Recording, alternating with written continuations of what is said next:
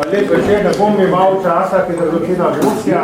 Torej, dr. Biserka je z vami, ker smo vodili tak razstradi vzora, tudi ki ste vi že 2 leti in pol, v prvi frontni borbeni liniji, in ker se danes dogaja zadnji dan tajnih pogajanj WHO-ja, za zaprtimi vrati, mislim, da je idealno, da Biserka pove ogromno del teh stvari, da vas informira, kajti mislim, da je to zadnji poskus globalistov, pred njim vse razpade, kar smo nameravali.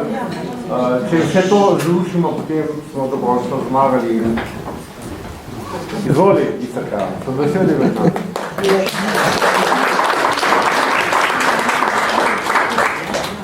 Dober večer, lepo pozdravljeni. Jaz se bom vnaprej upravičila za jezikovne napake, sem Mađarka, tako da sem šele pred 35 leti sem se začela učiti slovenščino in zdaj, ko se staram počasi, gre ven iz glave. V glavnem, malo sem razmišljala o tem, da bi prebrala tisto svoje predavanje, kar sem imela v Budimpešti na mednarodni konferenci avgusta.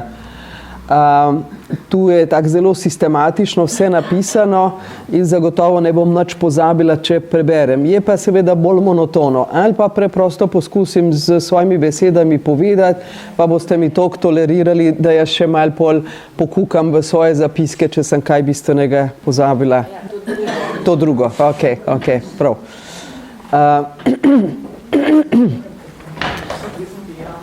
V glavnem od samega začetka te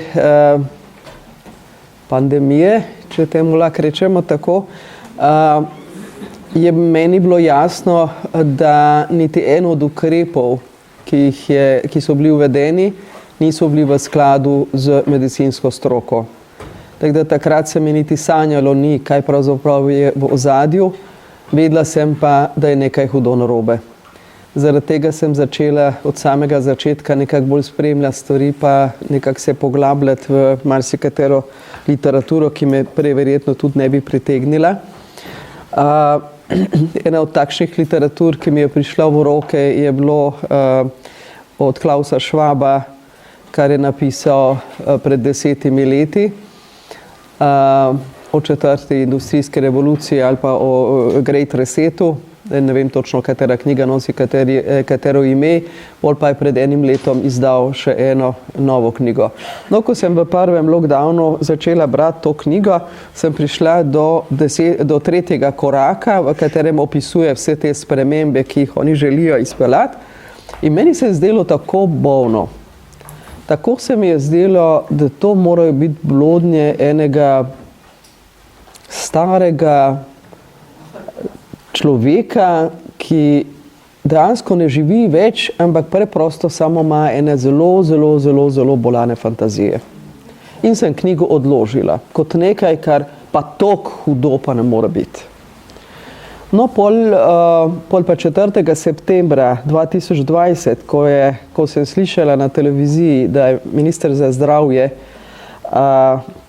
povedal, da je vlada z odlokom COVID-19 uvrstila v prvo skupino nalezljivih bolezni, takrat sem v trenutku zmrznila.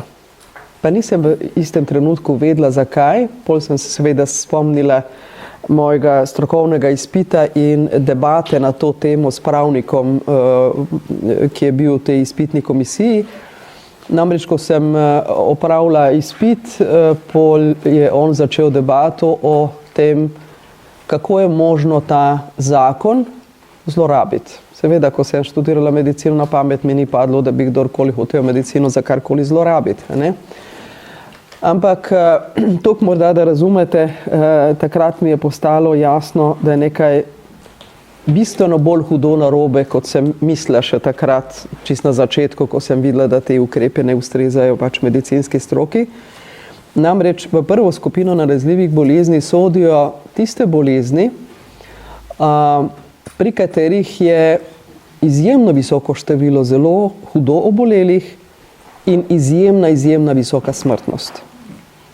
Torej, Ta prva skupina nalezljivih bolezni je edina skupina nalezljivih bolezni, pri kateri ima poseben pravno-formalni status, kar pomeni, da država lahko omeji ali pa nam celo odvzame naše temeljne pravice za čas trajanja te ogroženosti. Ne?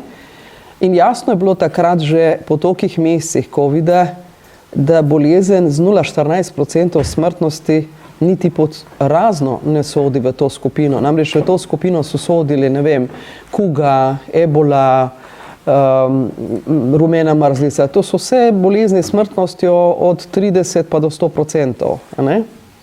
No, takrat sem jaz vzela znova v roke knjigo Klausa Schwaba in prebrala do konca. In takrat sem videla, da smo dejansko že pri 3. koraku. Pa še takrat nisem verjela v to, kar se nam zdaj pripravlja. Potem sem se 1 leto pa ukvarjala s temi zakoni o nalezljivih bolezni in pisala pripombe in v glavnem objavljali in opozarjali tudi z nekaterimi poslanci sem sodelovala, v glavnem ta ZNB ni šel pol v obravnavo, ker sem ga sesirala do konca in smo to objavili na naši spletni strani slovenskizdravniki.si. No, pol po tistem pa, ko sem zvedla, da je decembra 2021, da je WHO oziroma Svetovna zdravstvena organizacija sprožila pogajanja o novi pogodbi med državami članicami in WHO, takrat sem se začela bolj v to poglabljati. No, da ne bi podaljševala zadevo, bom morda čisto na kratko povedala zgodovino Svetovne zdravstvene organizacije. Jaz bom kratko rekla WHO, ker mi je lažje. WHO je nastal leta 1948 v okviru Združenih narodov. Je bila oformljena kot organizacija, namenjena v javno dobro, bi naj bila ena strokovna organizacija, ki je z namenom, da bi zbirala podatke o javnem zdravju v svetu in bila kot en posvetovalni organ tistim državam, ki so imeli manj razvito zdravstvo. Ne? Oziroma v primeru kakšnih epidemij ali pa pandemij, da lahko morda delijo te informacije o gibanju okužbe. In takrat je tudi bila financirana z strani članarin članic, je bila na podlagi bruto domačega proizvoda določeno, katera država koliko prispeva in je to financiranje kar nekaj desetletij tako funkcioniralo. Zdaj, vsa ta priporočila, ki jih je Svetovna zdravstvena organizacija dajala državam v različnih situacijah, so bila popolnoma neobvezujoča. Torej, lahko jih je država upoštevala ali pa tudi ne. Torej, je funkcionirala kot posvetovalni organ. Nažalost, pred 2-3 desetletji se je počasi v WHO, in to se isto dogaja tudi z Združenimi narodi, z NATO-om, z Evropsko komisijo, zmeraj bolj infiltriral kapital. Torej, korporativni kapital je zmeraj večjem deležu začel financirati WHO, tako da trenutno razmerje je manj kot 20% denarja WHO dobi od članarin držav članic, to je 194 držav, in več kot 80% ga financira privatni kapital. Največji seveda donator je fundacija Billa in Melinda Gates, nekaj direktno, nekaj prek njihovega Gavija, nekaj prek farmacevtskih firm, ki jih oni obvladujejo, ampak on je na nek način neformalni lastnik in vodja WHO-ja. Seveda še drugi subjekti so, ki ga dobro financirajo zaradi nekih drugih svojih interesov, to so Svetovna banka, Evropska komisija, Nemčija izdatno financira. Torej, dejansko je WHO v zadnjih 20 letih pristal v rokah privatnega kapitala. In vemo, da privatni kapital ogromne zneske ne investira, če nima lastne koristi. Tako dejansko je WHO postal na nek način, je prenehal služiti javnemu dobru in že pred 20 leti je začel zmeraj bolj dejansko uveljavljati svoje interese. Ti interesi so bili seveda različni. Eni so bili dohodki farmacevtske industrije, od vseh teh cepiv, zdravil, ki so jih tako na hitro registrirali ob že pred 20 leti dejansko načrtovanimi in sproženimi pandemijami, ki pravzaprav to sploh niso bile. To so bili že takrat poskusi, da bi dosegli to, kar dejansko zdaj želijo. Hvala Bogu, takrat so pač padli v vodo.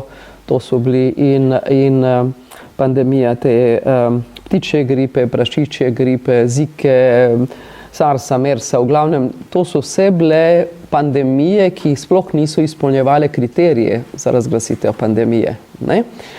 Namreč WHO je do zdaj lahko razglasila izredno stanje v primeru, če se je pojavila nalezljiva bolezen, ki se je hitro širila po celem svetu, če je število zelo hudo bolanih ljudi bilo veliko in če je bila izjemno visoka smrtnost. No, leta 2009 so začeli spreminjati pravila, s katerimi so začeli dejansko dosegati eno deregulacijo, ki je nas, ljudi, ščitila, dejansko njim pa omejevala možnosti, da pač delajo, kar želijo.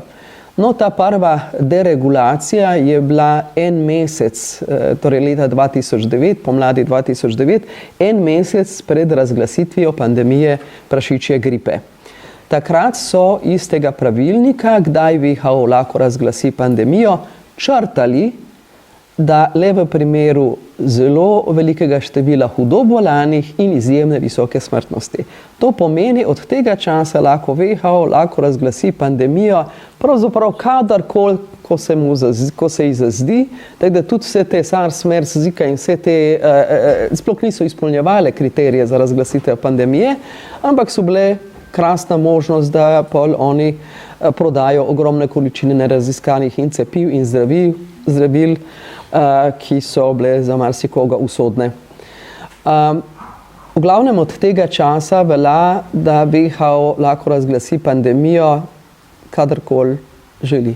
Tudi ob najbolj navadnih sezonskih prehladnih bolezni. Torej je prišlo do tega, da imajo popolnoma odprte roke. Pol tudi ostali poskusi, da bi na nek način povzročili neke globlje spremembe, niso uspele do leta 2019. Takrat so pod imenom Event 201 oziroma dogodek 201 so oktobra imeli vaje. To je bila ta John Hopkins medicinska ustanova, World Economic Forum in WHO so imeli trodnevno vajo, kako bi se pač usklajevali in odzivali, če pride do ene velike svetovne pandemije. Takrat so preigravali scenarije, ki so jih pol seveda tudi implementirali. Jasno, po 2 mesecih se je pojavil tudi virus, za katerega so že oni pravočasno naredili svoje vaje. Že 2020 se je spremenila še ena definicija WHO, ki jim je tudi omogočila nekaj, kar iz česar nam je čist jasno pol, kam pes taco moli, da so spremenili definicijo čredne imunosti.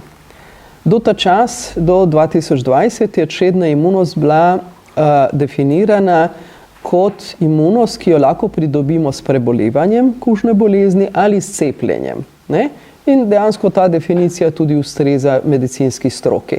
No, 2020 so črtali s prebolevanjem in ostalo je, da se čredna imunost lahko pridobi izključno s cepljenjem. In jasno, da je to v popolnem nasprotju z medicinsko stroko, ker vemo, da je naravna imunost pridobita z prebolevanjem bistveno bolj kakovostna in bistveno bolj trajna kot od cepljenja. Ne? Ampak seveda je to prilagojeno bilo bolj tem korporativnim interesom korporativnega megakapitala, ki so na vsak način hoteli že v tej pandemiji vsem nam usiliti obvezno cepljenje proti COVID-19. No, pol je pa leta 2021 spremenjena še ena definicija, in sicer definicija cepiva. Prej definicija cepiva bila nekako opredeljena tako, da je to stimulacija imunskega sistema, s katero dosežemo zaščito pred neko nalezljivo boleznijo. No, tudi ta del so črtali in zdaj so cepiva vsi preparati, ki stimulirajo imunski sistem, brez da bi definirali, kaj dosežejo, ne? Zakaj je to zelo pomembno? Zelo je pomembno zato, ker s tak dereguliranimi pravili dejansko oni lahko registrirajo karkoli, kar s cepivom nima nobene zveze. Tudi ta COVID-19 cepiva s cepivom nimajo skupnega niti C. Prav nič, ne mehanizem, ne sestava, nič skupnega s cepivom ni, ne? In to omogoča dejansko, če se nekaj imenuje cepivo, to omogoča proizvajalcem, da bistveno hitreje in bistveno ceneje registrirajo preparate. Namreč za cepiva veljajo bistveno nižji varnostni standardi kot za ostala zdravila, ne? In prej so tudi za cepiva, ne vem, raziskave trajale po 8-10 let, ne? Zdaj pa po novem je to tako že zadnjih 20 let, od kdaj ta megakapital vstopijo v igro, tako skrajšano, da dejansko v parih mesecih oni naredijo in se ne testira niti interakcije z zdravili, niti kancerogenost, niti genotoksičnost, torej nič od tega, kar je bistveno tudi za recimo mlajše generacije, ne? In na ta način imajo popolnoma odprte roke, da registrirajo karkoli. Na ta način so registrirali tudi to nevarno cepivo proti prašičji gripi, takrat so registrirali tudi ena antivirusna zdravila, ki so bila izjemno toksična. Seveda to vidimo tudi, da se zdaj dogaja, da so celi kup enih antivirusnih zdravil registrirali, ne da bi dejansko šli skozi ta vsa potrebna testiranja. Torej na ta način dejansko farmacija dobi zelo poceni, zelo hitro narejene izdelke, ki pa za nas absolutno niso varni, ne? Zdaj, to, kar je dejansko največji problem, da je namen cele te pandemije COVID-19 bil dejansko precepiti celotno prebivalstvo. V nekaterih državah je ob pomoči seveda psihološke vojne tu v veliki meri to tudi uspelo, v nekaterih državah pač bistveno manj. Zdaj vidimo kot rezultat tega tudi presežno smrtnost, ki se giblje nekje od 2% pa do 56%, odvisno od stopnje precepljenosti države. Torej države, ki so bile minimalno precepljene, imajo 2% presežno smrtnost, Islandija, ki je bila skoraj 100% precepljena, pa ima 56% presežno smrtnost. Glede na to, da zdaj predvsem seveda v starostni skupini med 20 in 40 let, vemo, da so se mnogi cepili mladi zato, da bi lahko potovali, da bi lahko športirali, da bi lahko, ne vem, hodili v diskoteke, etc. Mnogi mlajši so se cepili zato, da lahko hodijo v službe. In dejansko ta starostna skupina pa ni starostna skupina, ki je smrtnost zelo velika. Tako da je tam toliko bolj opazna, vendar medicina na žalost, seveda po navodilih teh oligarhov, trdi, da to ni od cepiva, ne? In tudi, ko ljudje pridejo z hudimi stranskimi učinki, pol rečejo, ne vemo, od česa je, ampak od cepiva zagotovo ni.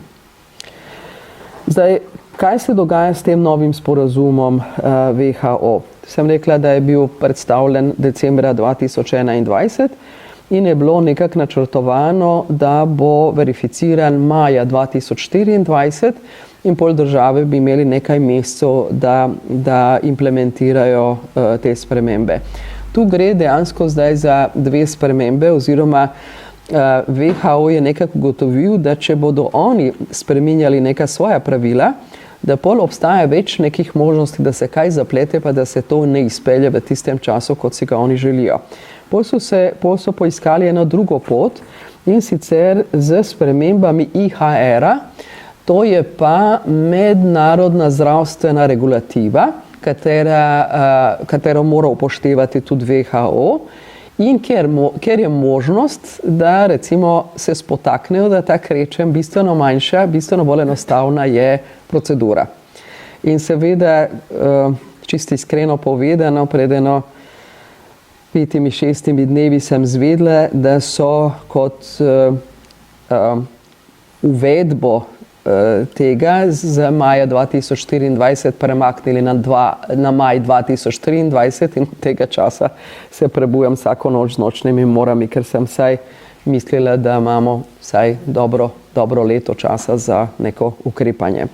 Zdaj, kaj je tisto, kar mene tako grozljivo skrbi, pa ne samo mene, ker sodelujem tudi z mednarodno skupino pravnikov, odvetnikov in zdravnikov, in nažalost ne najdemo nobenih pametnih idej, kako bi to ustavili.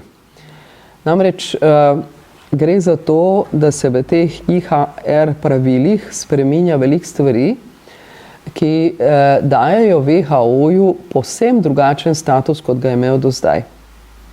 Če se ta sporazum realizira in zaenkrat zgleda, da mu nič ne stoji na poti, v tem primeru vse, kar bo se WHO odločil, postane pravno zavezujoče za vse države sveta.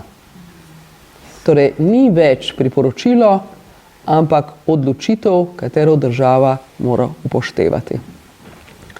In takrat, ko WHO razglasi izredno stanje, takrat se njegove odločitve postavijo nad pravnim redom države, nad ustavo, in dejansko država nima nobene možnosti zaščititi svoje ljudstvo. Karkoli se bo pač WHO odločil. Do zdaj je tudi veljalo, da recimo ta strokovna skupina od 15 zdravnikov, da oni ocenijo, kdaj je možno razglasiti pandemijo in kdaj ne. In je seveda generalni direktor to moral upoštevati. Po novih pravilih ne rabi več upoštevati nobenega mnenja strokovne skupine, tako da generalni direktor dobi absolutistično odločevalsko moč. Vemo seveda, da je on samo lutka v rokah teh oligarhov. Namreč tudi vemo, da WHO in vsi tam zaposleni imajo en poseben pravno-formalni status in sicer imajo imuniteto pred vsemi sodnimi postopki. In dejansko karkoli se bo generalni direktor WHO-ja zmislil oziroma bo samo dejansko podaljšana roka teh oligarhov, ki so od zadaj, dejansko ni nobena roka pravice, ki ga lahko doseže. Zdaj, problem je še v tem, da se razen teh deregulacij, ki sem jih že omenila, da so spreminjali že 2009, začeli spreminjati različna pravila, ki so jim dajali zmeraj bolj in bolj proste roke. Po tej novi regulativi je še to, da dve skupini so se v okviru WHO-ja ustanovile. Ena, ki bo nadzorovala izvajanje teh ukrepov v državah, in druga, ki bo odgovorna za kaznovanje držav, če država v roku od 48 ur ne implementira tisto, kar WHO odloči. In sicer seveda tu se te kazni gibljajo od blokade računa države do blokade dostave energije, hrane, zdravil. To so milejši ukrepi, hujši ukrepi so pa eventualno tudi posredovanje vojakov Združenih narodov v drugih državah. Zdaj, to, kar je, eno sekundo moram se samo spomniti, da mi je že drugič ušlo iz glave, kar je zelo pomembno, da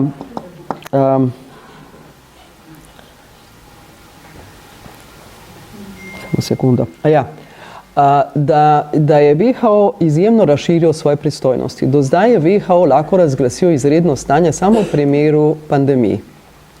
Zdaj po novem lahko razglasi izredno stanje, torej takrat, ko postane absolutni gospodar nad 194 državami sveta, lahko razglasi v primeru pandemije, izredno stanje lahko razglasi v primeru naravnih nesreč, vojnih stanj in klimatskih sprememb. Zdaj, glede na to retoriko, glede klimatskih sprememb vemo, da lahko to razglasijo jutri in to za naslednjih 100 let. Torej, generalni direktor WHO-ja po svoji presoji razglasi izredno stanje in ga tudi ukine takrat, ko se sam odloči. Ne rabi imeti nobenih niti jasnih groženj, da se nekaj takšnega dogaja, kar bi lahko ogrožalo javno zdravje. Zadošča že domneva. Tako da so pravila tako narejena, da pravzaprav WHO nima nobenih omejitev. Torej, če se še nekaj. Problem je, da se veliko stvari dogaja v tajnosti. Zdaj vemo, da dejansko v vseh državah je cenzura bila ves čas te pandemije na vseh področjih, ampak takšne cenzure, kot jo zdaj imamo glede WHO-ja, nikjer ni bilo. Oziroma nikoli ni bila tako huda cenzura, kot je v zvezi z WHO-jem. Ko država se odloča o tem, da suverenost prepusti neki mednarodni organizaciji, ki bo tudi odločala o naših usodah, to nikakor ne bi smelo iti brez široke javne razprave, ker se s tem država krši 39. člen ustave, v kateri je dolžna nas informirati o pomembnih stvareh. Ne le, da nas o tem ne informira, ampak so vse informacije dejansko blokirane o WHO, so prepovedane. Zdaj, zakaj je to pomembno vedeti? Pomembno je vedeti, da če bi, jaz verjamem, da celo mnogi poslanci ne vejo, zakaj gre. Zagotovo tisti na vrhu politike točno vedo, zakaj gre in dejansko tudi izdatno sodelujejo.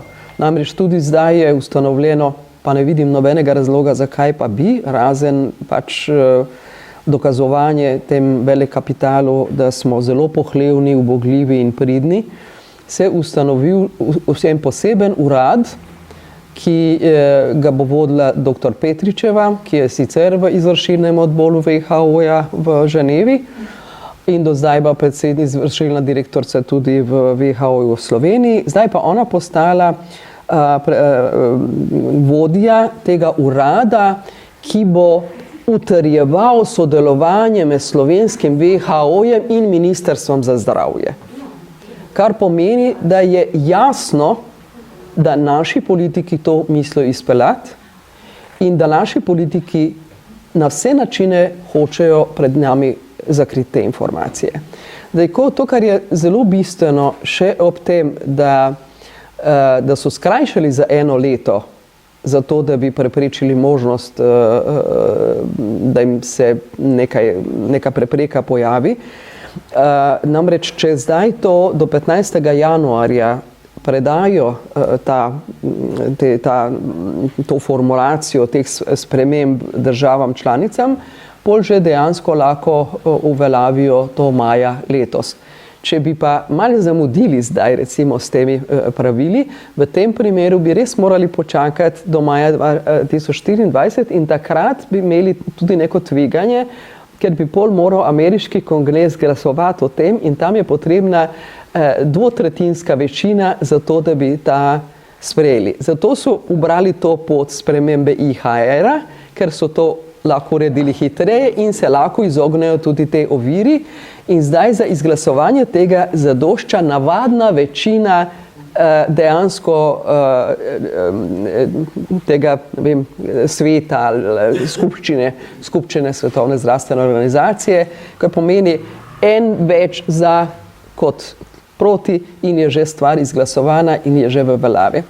To, kar je mene posebej zaskrbelo decembra, so 2-krat imeli tajne sestanke. Seveda je en raziskovalni novinar iz Britanije, ki jih redno spremlja in očitno tudi ima kakšne notranje informacije, ker so tudi dokumenti prišli na dan, v kateri so že decembra iz tega pravilnika IHR-a črtali nekaj, kar je seveda za nas, za mene pomeni absolutno najhujši rdeči alarm. In sicer do zdaj je veljalo, da pri uvajanju ukrepov se mora spoštovati človekovo dostojanstvo, temeljne človekove pravice in temeljne svoboščine. Zdaj so ta del črtali, kar pomeni generalni direktor WHO-ja, za katerega itak vemo, da je v Hagu pred 6 leti sprožen postopek proti njemu kot proti vojnemu zločincu oziroma za genocid, bo on odločal o naših usodah in mi ne bomo imeli nobene pravice reči ne za noben poseg v naše telo. Torej, če on reče, da se morate podrediti obveznem cepljenju, se bomo morali podrediti obveznem cepljenju. Enako velja tudi za vse medicinske posege, diagnostične, operativne, preventivno zdravljenje, kurativno zdravljenje.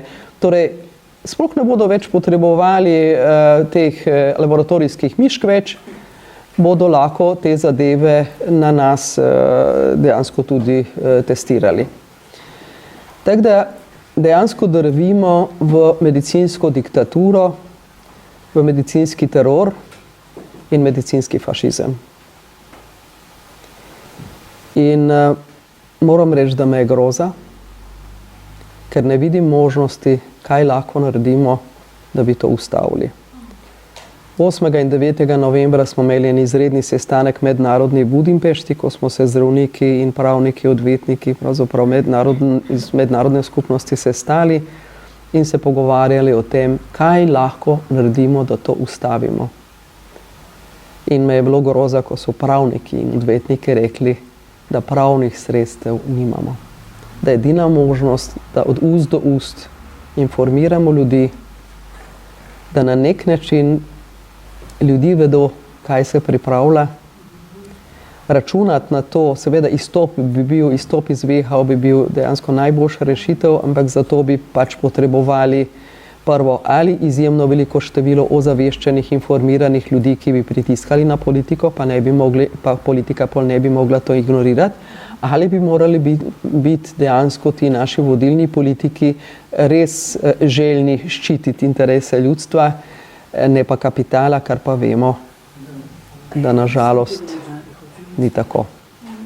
Zdaj, jaz bi hitro še preletela te moje zapiske, da vidim, če sem kaj pomembnega pozabila, pa bi pol eventualno lahko še kaj podebatirali, če lahko. Prav? Prosim za malo potrpežljivosti. Jaz sem še pozabila reči, da je predsednica Evropske komisije lansko poletje Predsednica Evropske komisije je lansko poletje na eni od sej Evropske te komisije, ki je bila tudi je bila snemana, torej je ta posnetek na voljo, izjavila, da bi bilo treba ukiniti Nürnberški kodeks, ker je že zastarel.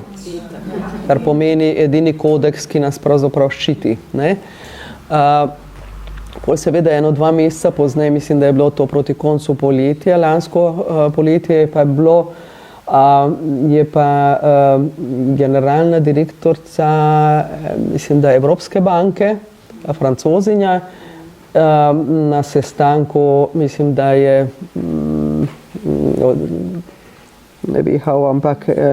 World Economic Foruma, je na nek način predlagala voditeljem držav, da pripravijo svoje ljudstvo do tega, da tam pri 60-ih, najpozneje 65-ih, da dejansko izvršijo ali pa izvršimo evtanazijo nad sabo za dobro mlajših generacij, ker zdaj že dejansko ne prispevamo dobrobiti družbe, ampak samo ustvarjamo strošek. No, 3 dni po tistem, ko je Evropska komisija imela sestanek, je naša Uršulica von der Leyen ponovila isto, da prosi voditelje držav, da na nek način seznanijo ljudi, da za dobro mlajših generacij bi bilo dobro, da pač sami poskrbijo za svoj odhod. Ne vem, jaz sem tudi tako razmišljala, da ko bosta one dve to naredile in počakam, da se ohladita, pol bom tudi jaz. Zdaj vemo, kaj bi bilo. V glavnem, tako da dejansko vse gre v tej smeri, da bi tehnokracija povsem prevzela oblast v roke oziroma ta korporativni megakapital oziroma ena malo številna elita.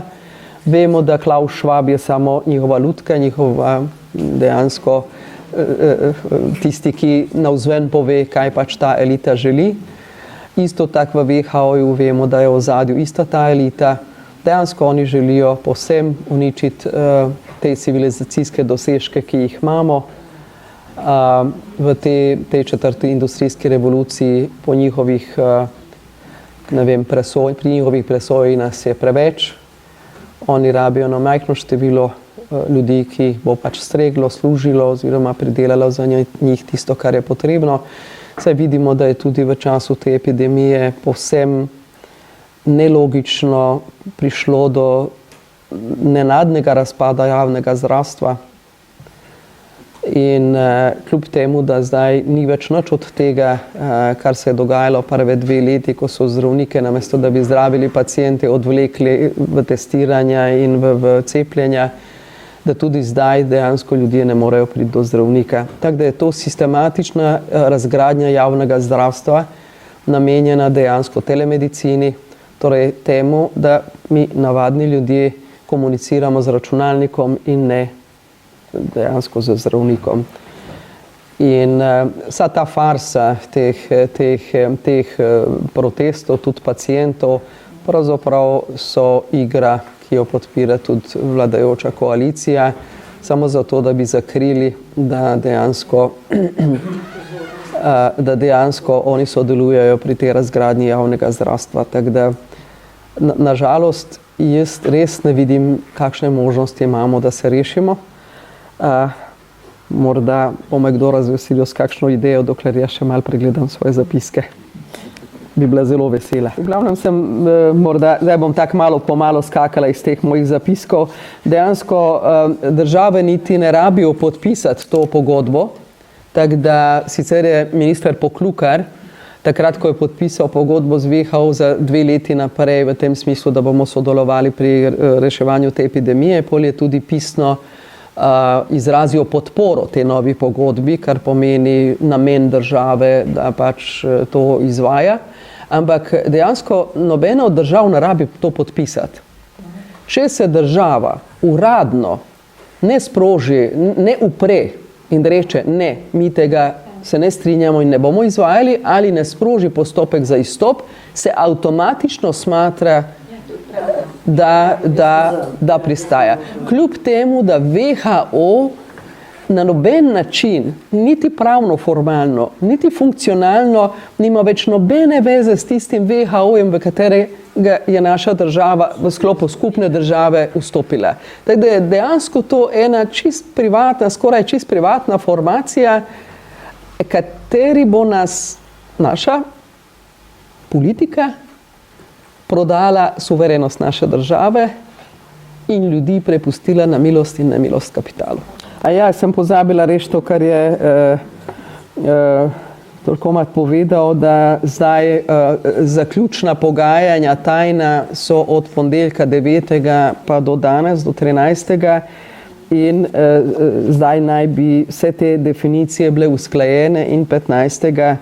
januarja bi naj te spremembe, ti predlogi spremembe IHR oziroma tega mednarodnega zdravstvenega pravilnika še održavam, zato da ne bi zamudili rok implementacije, ki bi lahko pol začel že maja letos.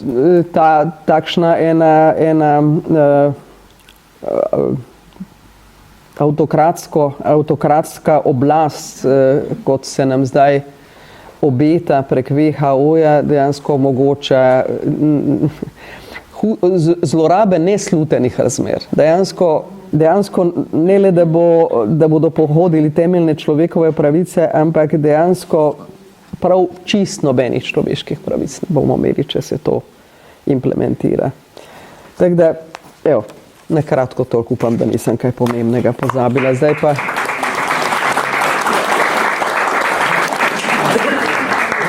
pa sem odprta za vprašanja, ker če bi prebrala predavanje, bi bilo lepše, ampak nekako